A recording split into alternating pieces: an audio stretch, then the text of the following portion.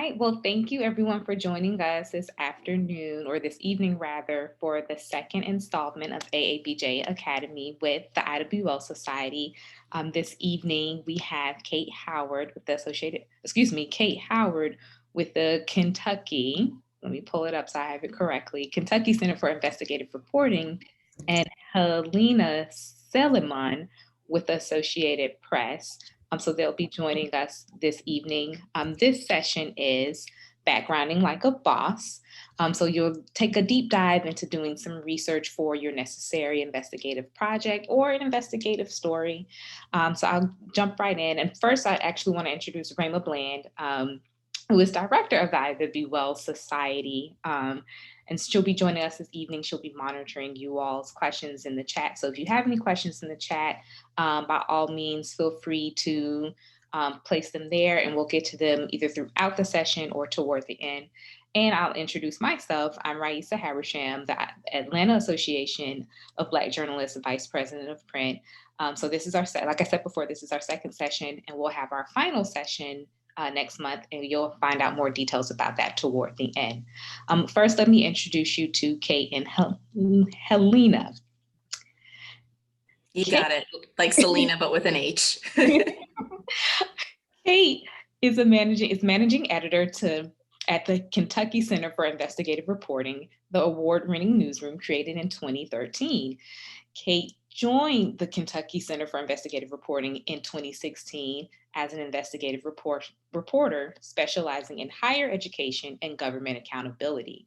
Her work has been the recipient of National Investigative Reporters and Editors Awards and numerous state and regional awards. Prior to LPM, Kate worked as a news reporter for nearly 5 years at the Tennessean, covering crime, courts, and transportation.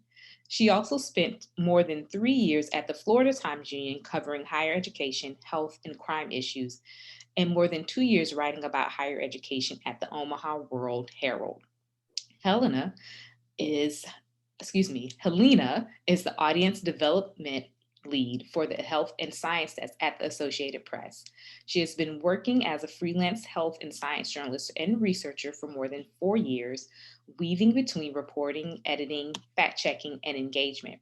She has fact-checked for TED, Popular Science Magazine, and autism news site Spectrum, and written health stories for health.com, and I might mess this up, gastroenterology and endoscopy news. Did I say that right? Yes, you did. Okay, good. She has executed engagement strategies for Dr. Oz, The Good Life magazine, and Bright magazine, a startup funded by the Gates Foundation. She has also researched and edited for Since Parkland, a collaborative project between the Miami Herald, McClatchy, and The Trace that won an online journalism award in 2019. And aside from working in audience development at the Associated Press, Helina has taught research methods to graduate journalism students in New York for NYC for 3 years. So welcome both of you. And I'm gonna kick it to Helina to start us off. Thank you, Raisa. You're welcome.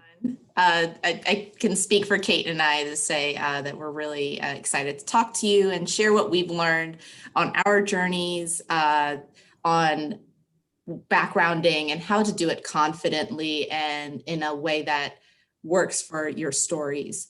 I want to get a quick feel for the room. Can you, maybe by a show of hands, because we see everyone's faces, I want to know what medium you all are working in. Anybody here working in a digital newsroom? Broadcast, any of our TV folks? Oh, radio or TV? Okay, so we got broadcast. Anyone who's a freelancer here? Okay, broadcast freelancers, here for it. Anyone getting into journalism or just getting into investigative journalism? All right. And I want to get an idea for, maybe you can unmute yourselves for this part. About how long do you have to turn around a story? If you're working on a story, about how long are you taking? Do you have an hour? Do you have an hour to 3 hours? Maybe a full day, or maybe longer than that, maybe a week or something? Can we start with Indrani? It really, because I'm a freelancer, it really depends on the project. So I could have like 3 days, I could have 3 weeks. I am working on some projects for which I have like several months. So depends. Nice. Good to know. How about you, Danny? I work at a daily, so it depends. Like if it's a longer story, I might have like a week or a couple weeks, or it might be the day. Okay. And I think we have, is it Sarita or Karita? Please correct me on names, by the way. Yep, you said my name right. And I'm learning, so I don't have a timeline. Although in government, I would have to do kind of similar, and often it would be less than a day, sometimes a couple of hours in advance. Right, no time. That's really good to know. Precisely, yeah. We're all in different positions for our stories, and what we want to do, what Kate and I will be doing over the course of this, our presentation, our conversation with you, is talking about how you can do this quickly, how you can, depending on regardless of your time range, get some backgrounding done on your sources. So I'm going to hand it over to Kate. Thank you. So as Helina said, our goal here is to help you understand, one, who you have to background, why you have to do that, and to encourage you and give you some tips for creating your own backgrounding plan. So every time you have just half an hour to turn a story around, you know exactly where to go to get the facts that you need to get on this person based on whatever the context is, which we'll walk you through. So I can't see you because I'm screen sharing. So I'm just gonna count on you to be reacting. So the question, you can put in the chat if you want to, I'll see it pop up. So do I really have to background everyone? You have quoted people who you just stop to ask them their opinion on gas prices. You have quoted the mayor, you have quoted a variety of people. Do you really think you have to background everyone? I'm going to give you, here's just a couple of examples. So this is an example of somebody that was interviewed about gas prices by a TV station. Does anybody see any questions about this? And if you do, go ahead and unmute, and if not, I'll keep rolling. So this was somebody that I have to assume was not backgrounded before he was included in this story. Because he is Matthew Heimbach, a member of the Traditionalist Worker Party, which is a white supremacist, white separatist group. He is trying to build a white country in central Indiana, about an hour north of where I live. And he was treated like a person on the street. So can Matthew Heimbach express his views about gas prices? Sure. Does he need the lens to be boosted up by your media outlet? No, he's despicable. So that's why we don't do, that's why we want to background him. So what if the story is about people's reactions and their background isn't really relevant, right? Like, there's all kinds of things that you might know about somebody that are never going to make it into the story, right? So what if it's one of those things that's not relevant? So here's an example. This is a simple story. Somebody was covering a Donald Trump rally back during the election. And they quoted this 19-year-old person. I'm not going to read it out loud, but I would encourage you to in your homes. Anything jump out at you there? That's not his name. He gave a fake name, a joke name that he got off The Simpsons to this reporter, right? Now, if you Googled it, you would have figured that out. So bottom line, never trust anybody. That's rule number one. And the reason why we don't trust anybody is because you are, like I said, lending people your credibility, the credibility of your news organization when you put them into your story. And you owe it to your organization, you owe it to your readers or your listeners or your viewers to know as much as you can about this person as possible before you do that. So I'm going to give you an example of why I feel so passionately about this topic based on a story that I wrote now 11 years ago, my goodness, when I worked at a newspaper in Jacksonville, Florida. So I was an enterprise reporter. I tended to have, kind of like you all, some days I was turning a quick daily, some days I had more time, but usually once a week I'm trying to put out a nice enterprise piece, right? And so I meet this guy at a kind of a resources fair for nonprofits, and he says he is building this new organization that's going to rescue young women that are trapped in human trafficking. And I thought, well, that seems very important, and I'm very interested in this work. And so I decided to do a little profile about his new group. So he says he's a former Green Beret, he's a born again Christian, and he's just really passionate about this issue. So he didn't tell me everything that there was to know about him, because he also had been convicted of a sex offense. He was a white separatist. Everybody in my presentation somehow is a white separatist, I'm sorry. And he had been named in a federal weapons stockpile case as a person of interest for a plot to blow up the bridge behind my newspaper building. So it's kind of personal too at this point. So in my defense, they looked very professional. He really had an interesting story. He told me a lot of, it sounded cool, right? They had all these guys who were like, oh, we're so confidential, you can't see my eyes, it's very secretive. So do you think this was my fault? Yeah, it's my fault. Yeah, because I didn't have a system to check out my sources. I didn't have a backgrounding plan, right? I just took what he told me and I put it in the paper. But more importantly, I didn't listen to my gut, because I had some red flags that I ignored. First of all, he literally told me during the interview that he had a hero complex. Big red flag. Second of all, he didn't look like a Green Beret. Most retired military people are pretty fit. That didn't really, he didn't really look like he was a Green Beret. And most people aren't Green Berets. Most people who've been in the military are not Green Berets. So even just saying that, it's a strong chance that's exaggerated, right? And also, some people just feel like liars, and he did, and I didn't listen to that. So don't ignore the flags. Sarita, I see you have a little hand on there. Does that mean you have a question?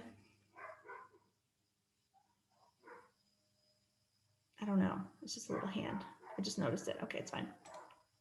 Okay, so what should your system look like?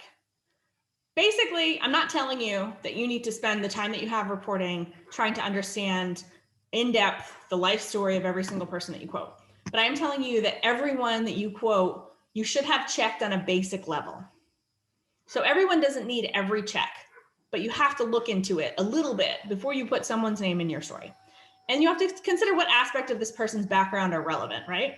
Keep a list of sites that are handy for your community, so you don't have to reinvent the wheel every single time that you're doing it. So Helina is going to walk you through some of these strategies. Yeah, so to Kate's point, what should be on your list? What should be on your checklist as you background your sources? It may not surprise you that Googling is the first place to start. You want to start with, say you just come off your interview, you've gotten their name, hopefully you've gotten their age as well, and what town they're living or area that they're living in. Go to the Googler. Start plugging in every iteration of their names, their whole names, put them in quotes, take them out of quotes, put their organization, whatever organization they say they're associated with, next to their names. Try their names and their state or their city. You want to use the information you collect while reporting to fill out, to help you pull up as much as you can through your search engines. Another thing to think about is Google knows you. Google knows all of us really, really well. So try searching in incognito mode. Try searching with other search engines like DuckDuckGo. Try those searches every couple ways. It doesn't take you long, but repeat this a couple times. Another thing to do is to check, the next step for me at least, is to think about whether or not this person has ever showed up in your publication's work before. One way you can do that, you can actually search their name, same way we were talking about before, add a site, SITE : and the website of your paper. So for Kate, that was the jacksonville.com, I think. So you would add Dan Benedict, colon, site colon, and then your respective website. But also Google, look at the news. Where has this person showed up? Because I've had this person, that's described here, that guy at the council meeting that has this perfect quote for you. And you find out later that they've been saying the same thing to people for years. It's not fun to present that and have your editor come back to you and say, yeah, him, we know about him. So think about that. Diving into public records a little bit. Court records are also a good place to have on your list. This is going to be really dependent on, you're going to lean a lot on your state for court records, but everything from marriage and child support, divorce filings, those records are in civil court. So are debt collection attempts and order of protection. You might have to check which courthouse you'll find those in, but look out for that in civil courts. In criminal courts, you want to look out for any crimes, any traffic offenses.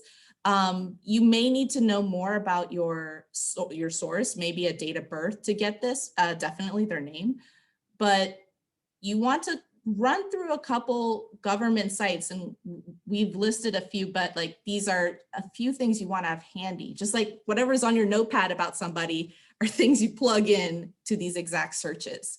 So when all else fails, go to the courthouse. If you can't get these records online, you can ask a clerk nicely at a courthouse and bring pocket change with you too, because courthouses sometimes charge per page for whatever you need. So they don't always have credit card machines either. So keep that in mind. Helina, we did just get a question from Candace kind of related to that. So doesn't it cost to pull court records? Are there alternatives that don't cost anything when you're in a court? Oh, that's a good question. If you go look at a case in person and you don't take copies, you shouldn't have to pay for that. So reviewing a file is always free if you can get there in person. Exactly. And usually they're not terribly expensive. I shouldn't say, I shouldn't speak too soon. I've had to pay for copies of paper at my local library. So it's never been more than that, like 10 cents or maybe even 25 cents a page, which again, you can also ask the clerk, I just need this one page, or I just need these 2 pages. Save yourself some money. But that's a very good question, Candace. Thanks for. I'm not going to advocate for thievery, but I will tell you that if you get a TurboScan app or something like that on your phone and you're just trying to get one page, you could scan it yourself on your phone. We've got all the hacks. So that's great. I thank you for that question. Keep those questions coming. Another place to look, if you are interviewing a doctor, a nurse, a lawyer, a dietitian, a barber, they all have something in common. They all have a certified license that the state that you live in keeps track of. So if this person says, hey, I'm a doctor, you might want to check. That's a good first step and a good thing to have in your checklist as you go. Many fields, you'd be surprised how many require a certification or license. Those that I mentioned before, but public school teachers, truck drivers, acupuncturists, these are all folks who are required to get a license. So the government has public records on them and you can tap into those too. To Kate's earlier point about military service, someone, say you have a source who claims they're a Green Beret, what's one step you could take? You can reach out to the military. You could find out if someone indeed has a certification of release or discharge from active duty. They call this a DD-214. And you'll require, like, it'll require the same information we talked about earlier, like know who they are, their name, date of birth, things, if you can get that. If you have an idea of how many years they served, that's a great question to ask and use to verify. This isn't always, it's not always so straightforward as maybe looking up a license, but it's worthwhile to pursue, especially if they're making grand claims about their service, or that's a part of the story, right? So if you can't get it from contacting someone, then I would definitely take the route of foiling this, or FOIAing. That's a fun verb. But doing a records request for their information. And keep in mind, I mean, the military doesn't want people to claim that they're medal award-winning, veterans. So use that, keep that in mind if you do ever have a source that claims to have military service. And one other thing that's not on this slide, but probably should be, is that in a pinch, if you know a little bit about where they said that they served in terms of, I don't know military terms, what, like platoon or brigade or whatever, they often have really active Facebook groups for people who have served in these groups. And you can always pop in there. Sometimes they're public, sometimes they're not, but pop in there and see if they're in any of the pictures, see if they turn up there. And that can be a good way, a good low-key way of verifying that people know who he is or she is. Definitely. What if your source claims to be to have any tribal affiliation in the US? That's another thing that you could check with the Bureau of Indian Affairs. So again, on this, a lot of these searches will be on the state level. Reach out to see if they're recognized by your state. Ask if that person is enrolled as a member or citizen of that tribe. You'd be surprised how many folks fake this or claim to have heritage, Native or Indigenous heritage to America. And you may also be surprised that some tribes have a list of fakers. So run it by them, ask. And Helina, we did get a question from Indrani. Did I say your name correctly, Indrani? I want to make sure I got it right. Where can you find professional licenses online? So your slide about licenses, where would people be able to look that up online? Right. I believe, and Kate, correct me if I'm wrong, but the Secretary of State's office has I'm thinking corporation searches. There is a, if you Google your state and say license, Georgia license, or certification search, it will populate, maybe not the first one, because I tried searches like that and sometimes these .coms will come up first. So look for your first .gov, and that's a great place to start. In Kentucky, there are licensure boards, and those licensure boards have websites where you can search for some of these. It's not going to be for all of these, but it's always a good check because sometimes discipline or somebody's licensure can turn up on another site for some reason.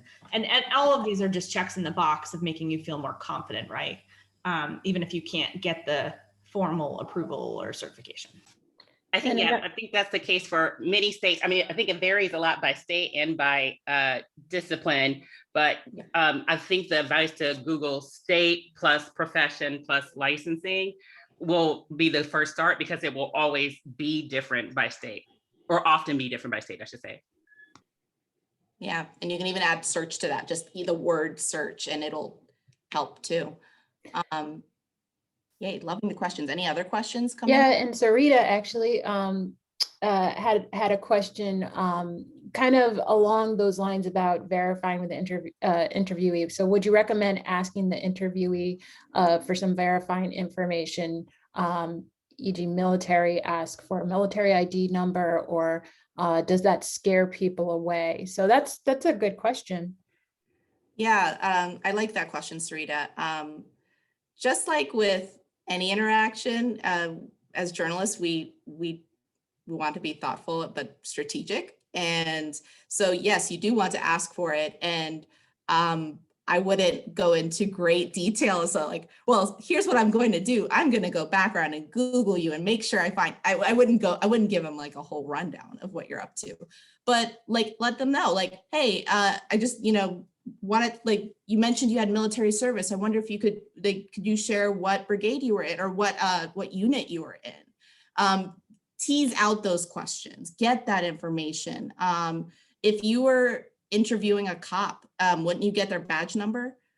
These things are like collect as many data points as you can. Ask, and if they mention something in passing and you're like, ooh, well, that might help me. And like, maybe you continued on in the interview, loop back and say, hey, you mentioned earlier that you served in the Marines. Like, where were you serving? For how long? And, who did you, like, who are some of your colleagues? Ask about people who they were around. Make them kind of get into details. Those specifics help you when you go about finding those other colleagues on Facebook and verifying, or going through and tapping the right folks in the military for info. The more specific you are, especially when you reach out to the military, like the more likely I think you're going to get an answer back. And to your question about scaring people off, like this is going to depend on your own vibe and what's genuine from you. But like, if I were doing that interview, I'd be like, I know it's not you, but like the people who are out there faking their military service make me have to ask this question. I'm sorry. Like, I know it's not you, but I just have to double check these couple of things. But like whatever feels genuine for you, to give them an out, but make it clear you need the answer. Thanks. Yeah, definitely. So if you have a source that identifies trans and is looking at and you are collecting their history or story or anything else, something to keep in mind, and I think we know this in this day and age, but I think it's still worth saying that learning that someone is gay, learning that someone's a part of the LGBTQ+ community, and is not a scoop. It is not newsworthy on its own. I think Kate and I talked about this earlier. When does it ever become newsworthy? Well, if you have a politician who we find out is gay and has been pushing loads of anti-gay legislation, that might be a different story. That's a newsworthy pinpoint, but it's, sexuality or how you your orientation is just like, that's not newsworthy. This is just a part of someone's identity. And so keep that in mind. So it might be, but here's where it gets tricky. You may need to use someone's dead name, for example, to gather this information you're trying to verify.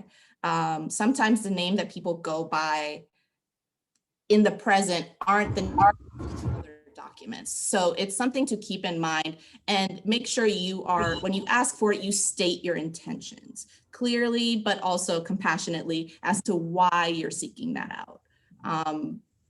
And then, let your editors know too. Like, make sure they're in the loop and they understand how you're pursuing the story and what names to not, not mistakenly throw in a dead name into a story.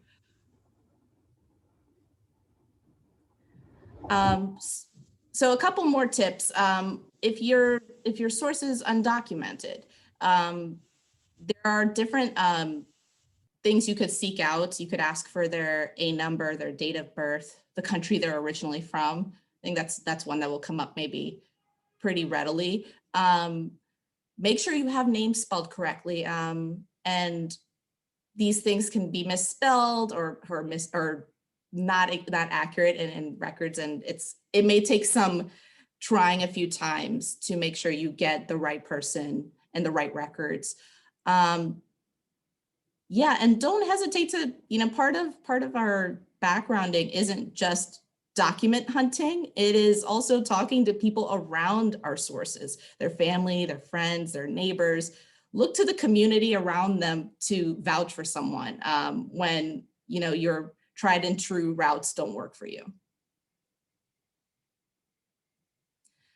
So with survivors of sexual assault, this is something that police reports, like, while we may be able to nab those, aren't always the most reliable or helpful with covering stories of sexual assault.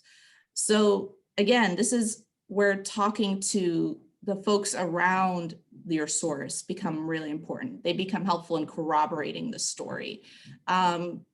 Therapist notes was something that Kate raised that's awesome. Like, if they reached out, if those are accessible, if that's a route that they went, if they went to, or maybe a a clergyman. Maybe there's somebody that they went out to and talked to. These are folks you could try to get any records, any sense of the story from them too. These are steps you can take, again, looking at their community. And just to be clear, we mean that in cooperation with the survivor, not that you would go to someone's therapist outside of them. We mean if somebody wants to tell you their story and you're seeking to try to verify that story, if they choose to make these things available to you, that goes a long way towards verification. So when we talked about social media earlier, we mentioned like you could kind of low-key look on Facebook and see what search people up. This is something when Raisa mentioned earlier, I'd worked with the Trace on a project to document every kid and teen that died by gun violence within the year since Parkland. And a huge part of our research to find those folks, those kids, I mean, most kids these days aren't on Facebook, was actually using Facebook to search up their names, to find relatives who had posted about them, to find anybody who was connected, to find photos. This process of searching for them, narrowing your search, there's that huge filter that we almost never use on the side of it. Filter by location, filter by, where they are or what they do, like scan for that. If they mention they were a nurse and 50 people show up with the same name, you're not going to tap the mechanic, you're going to tap the nurse, right? That's probably closer to the person you're looking for. So use the information, like take note of the information in their about page. Believe it or not, a lot of people have very public accounts and don't realize it on Facebook. So it's a useful tool to start the process of just looking into them further. If this person's a politician or maybe a political candidate, check out, you want to look for flags. You want to check their Twitter archives. It's a great first place to start. Look at the days before they were high profile and see what they said. Yeah, so we talked a lot about free methods to do this. There are a lot of ways to do this for free. But we're just going to mention a couple things that you could do that aren't free, but hopefully you can tap a friend. Nexis is a great public records tool. It will pull up a huge amount of public records it aggregates a lot of information that we talked about in one place for you to get everything from like hunting, your licenses, your hunting licenses, voter registration, their phone numbers, partners, spouses, sometimes children too. Email addresses, neighbors, property. So all of this is good. I think you could treat this as primary like information. You're pulling these straight from government documents. If you don't have Nexis, it's expensive. So if you don't have it, ask a friend. Maybe they have it in their newsroom. If you're freelancing, ask your newsroom if they have that database. Maybe it's worth just asking them to run a name with a date of birth. Yes. It's an example that if you look me up, you would think that I was a very different person because you would find a hunting license. And I went fishing one time 5 years ago. Yeah, so if you see Nebraska and you're like, no, Kate's from Kentucky, like, no, that makes no sense. Use your reasoning there on that. So if you ever have to send somebody, names to search for you, give them a first, last name, hopefully a middle initial too. Give them an approximate age and where they are. Those things at the minimum will really help them narrow and give you back results. Another database is called PACER. It's so we talked about court records earlier. Those were all state, right? There are federal crimes too. There are federal cases as well. And PACER is a database that holds federal cases. So if you ever need to look into civil lawsuits or bankruptcies or other offenses, you can use this tool to search for the records. Again, costly, but if you know someone, that's always handy. There is also a cool free tool you can use. Folks who got irritated with PACER being costly made a tool called Recap, which is PACER spelled backwards. So you can use that website and search for the records. Again, name, know what you're looking for. When did this happen? Whatever you're looking for, period of time, when might it have happened? Keep those things in mind. The more information you're armed with, the better your searches are. Hey, and if all else fails, call somebody, grab a phone book, get a city guide, go to the church, look at the church directory, find people. It's that, what do they call it? The shoe leather reporting. Get into it. It's, you know, these things are, this may not happen when you're on like press deadline for a super quick, very like, this person's like man on the street, but like you do want to get as much of these things done, and especially if you have the time. So we have spent a lot of this time encouraging you to check a lot of various things about people's backgrounds. And we would be remiss if we didn't discuss what to do with that information when you found it. Now, what we are not encouraging you to do is change your style and to write, this man, a barber who was disciplined in 2004 for not cleaning his tools properly, says this thing. That's not what we're suggesting. What we are suggesting is that you take what you learn, decide what is relevant, and use your best news judgment on what to do with it and whether it affects your story. So the first thing to consider, we all know, unfortunately, all too well, the history of this kind of framing of she was no angel, he was no angel, something bad happens to someone, and suddenly we elevate this thing that happened in their past as if it's relevant to this bad thing that happened to them, right? I also, this is my personal nit, I hate when somebody random goes viral and all of a sudden everything bad that they've ever done in their lives is newsworthy simply because they went viral. I hate that. Don't do it. But the main questions to ask is, does the past relate to this issue? Does being a victim of a crime relate to this issue? And always understand the reality of the internet, because a story that you put out, even if you have a very small audience, even if it's a pretty short story, you have no idea where it's going to go and what kind of life it may take on its own. So you just want to try to think about the ramifications of stuff before you put it out there. So, you know, you might find something that is a fact, but that doesn't necessarily mean it's a story. I can't share the story with you because they deleted it, but a TV station here in Louisville, where I am, did a story about, this is the No Angel story on Breonna Taylor.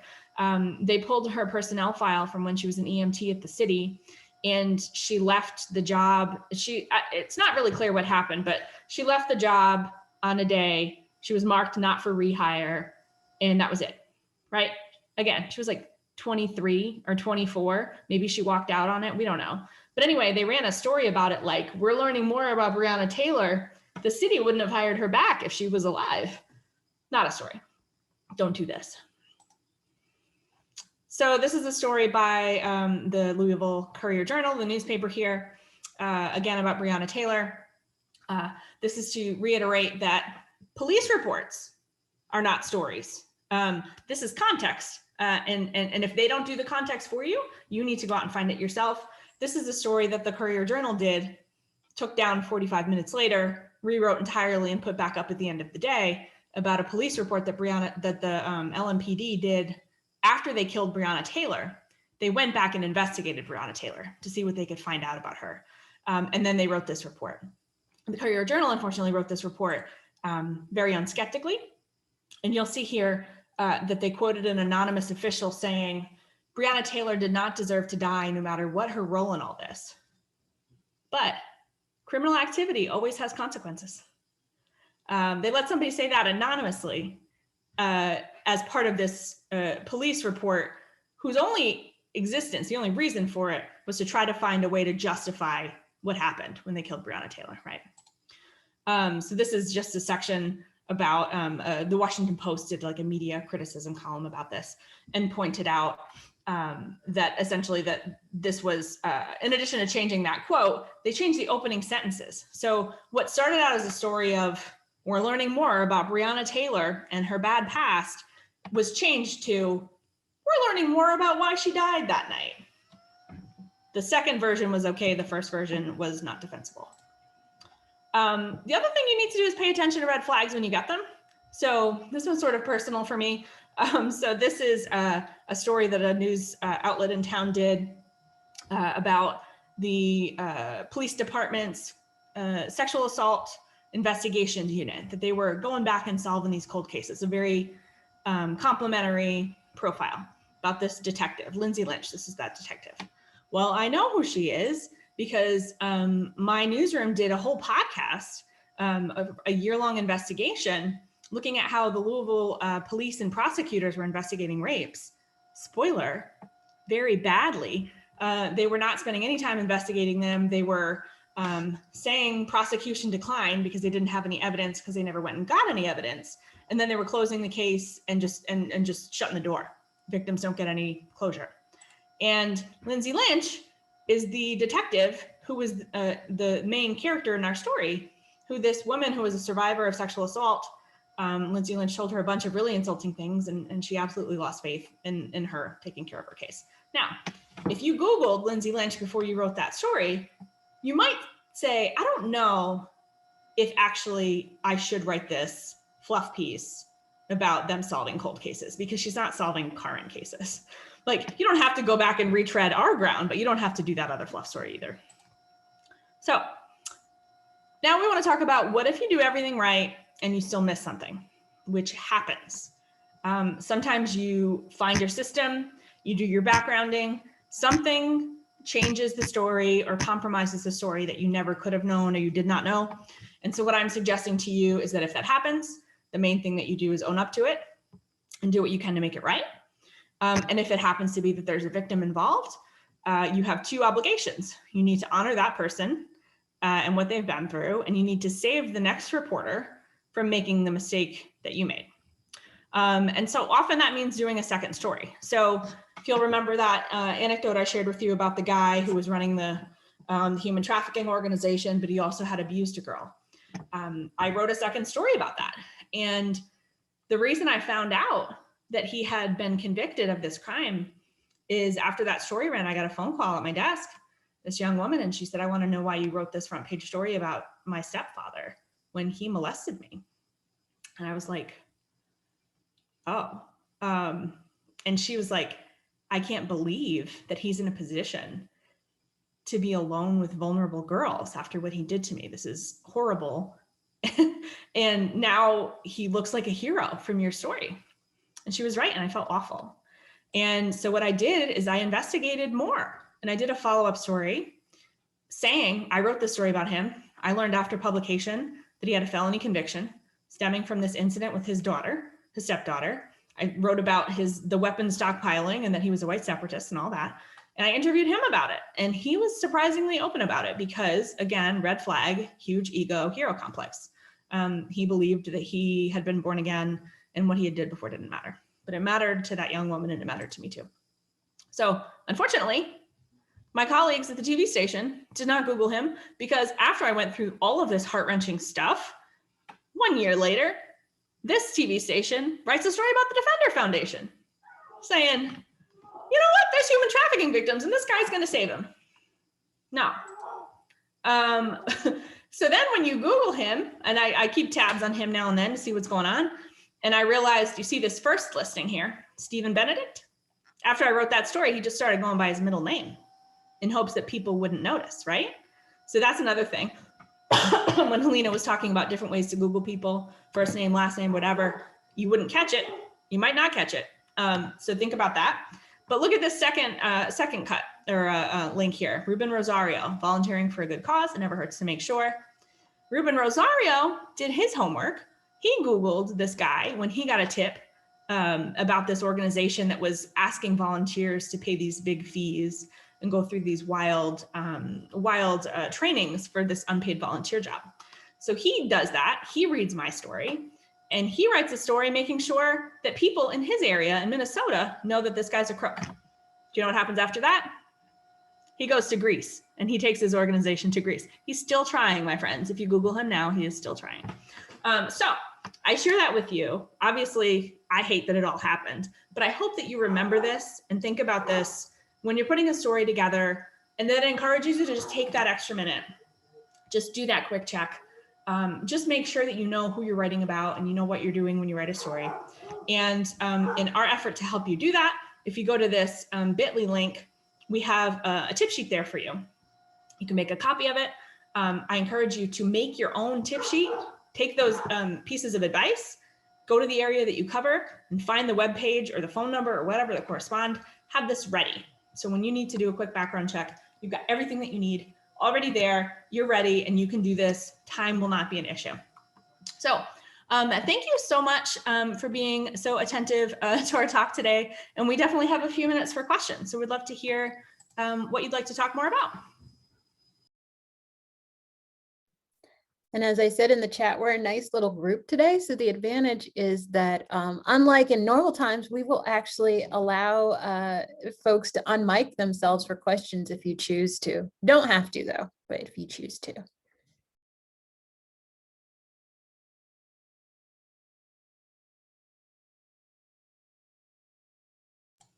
It's like an AMA. It doesn't have to be backgrounding. You can ask us anything.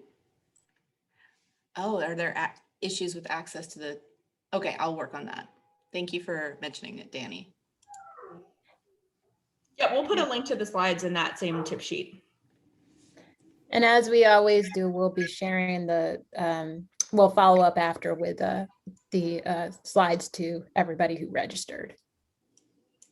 You have a great quote from someone, but they are not who they say they are. How do you credit them if you wish to go forward? I would encourage you not to go forward because it's really easy to have great quotes when you're lying. If I could just make shit up, I'd be hilarious. But I would encourage you not to. Take the skills that you're learning and really hold everything up. Hold everything up. Okay, if someone fails your backgrounding vetting, does that end the story or should you just look for different stories? That's a great question. Yeah, that's a great question, Sarita. I think, so here's an example. Let's say that you are doing a story about somebody, it's like a story about redemption. It's like they have dealt with a bunch of stuff that they have overcome and they're living a new life. And you do their backgrounding and you find out that they did some crimes that they did not mention to you. Well, you already know what their story was, right? And so having some shame around or some embarrassment around something that happened and not being super open about that in the context of already knowing, that's something you might want to raise with the person, but I don't know that you say, forget it, you didn't tell me absolutely everything that you've ever done wrong in your life, a person who's going to tell your story to the public. So, you know, that being said, let's say that, what's another good example? Helina, can you think of anything? Think of one that you would stop. That I would stop the process? See, the thought that came to my, the thing that came to my mind was, is there someone else I could talk to for this? Like some of these scenarios that people go through, these trials that they go through are not unique to them. So is there someone else you could find who's been through that? I don't think that totally answers the question, but something that's totally disqualifying, I think I need to, if there are big parts of the story that just like absolutely clash with what they said, I may go back and call them and say, hey, I wouldn't necessarily be like, I looked you up and I noticed this was actually the case. I would say, I want to run through a few points from our last conversation just to make sure I got everything right, and ask about the stuff that you did go verify elsewhere and see if they really stick to their guns on, like if they're really assertive about something that's really different than what you found, that might be a flag that would stop me. I had a friend who was working on a story about a family that had been devastated by these floods. And she had been drilled into her head from me to background everybody. She backgrounded one of the people in the family and found that he had been convicted of a sex offense against children 20 years prior. So this is an interesting question. So this guy is living with his family, as far as we know, a law-abiding citizen, 20 years ago did something really messed up. And this story is definitely going to create a scenario where people who read it want to support the family because they lost everything in this flood. Does 20 years ago crime mean that you aren't entitled to that support? I could argue both sides of that for a very long time, right? But ultimately, you know, we talked about it and she decided that she was not going to lead the story with this family, but that their experience was still relevant and worthwhile highlighting. And so she moved him down, not the lead anecdote, but basically the question I encouraged her to think about and where she landed was, if somebody called me up and said, do you know that this guy abused a child 20 years ago? can I say yes? And I still decided that the story is worthwhile. So she understood the context. She felt like she had made a defensible decision. That's the main thing. If somebody lies to you, just flat out lies to you, I would run the other way. Yeah. Thanks. Thank you. Excuse me. What types of folks are you all interviewing for your stories? Maybe we can raise based on the kind of work you're already doing. So I'll start. I can actually speak to this because I'll be jumping on another project right after vacation. So I'm going to explore maternal mortality rates. And so I kind of want to know what kind of backgrounding, I guess, should I do? Because I've already kind of, even on vacation, I've already started like seeing sources because I did a Pamper Me Day, and a lot of the people that I've spoken with were former nurses. And they pointed me in some direction. But what kind of backgrounding, I guess, should I do, not just for like an expert, but for women or maybe a relative of theirs who's probably knows somebody who's died from this, or like maybe a surviving partner, a partner who's alive who kind of can speak to what happened to their significant other during this process. That's a good question, Amir. Oh my goodness. Right. I see Amir and I'm going, sorry, Amir, he's in the background. So yeah, if you are telling stories about people who died, women who died, and especially Black and Brown women who died giving birth or complications from giving birth. I mean, the people who survive them you want to approach it, of course, with sensitivity and understanding, and ask like, well, what was her name? When was she born? Or like, if there are any medical records, you might actually be discussing what went wrong. And so you may get a chance to see the records and it's like, well, how did the doctor put it down? And or like, walk me through these steps. The more descriptive you let your sources get, the more opportunities you have to ask for different records or like ways to look at it, if that makes sense. I mean, sometimes verifying death dates and things like that, it's state by state, it's a little harder. It's hard. I'm sorry I'm so cynical, but I'm going to do it. What I would be thinking about for that story, because ultimately we're going to feel very, very sad for the losses of these spouses in particular and family members.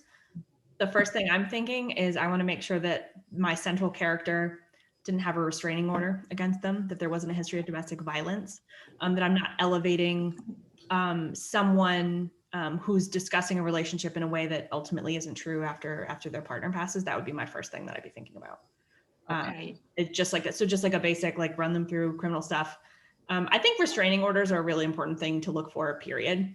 Like, we write a lot of stories about criminal justice, a lot of stories about people who have past convictions, and none of those things are disqualifying, but there are some offenses that I just tend to stay away from central characters just because I know that there's somebody out there who has been hurt by this person and I don't want them to read this story and to be hurt again. Okay, no, that's helpful. Thank you both. I appreciate it. Thank you. Good luck with it. Yeah, good luck.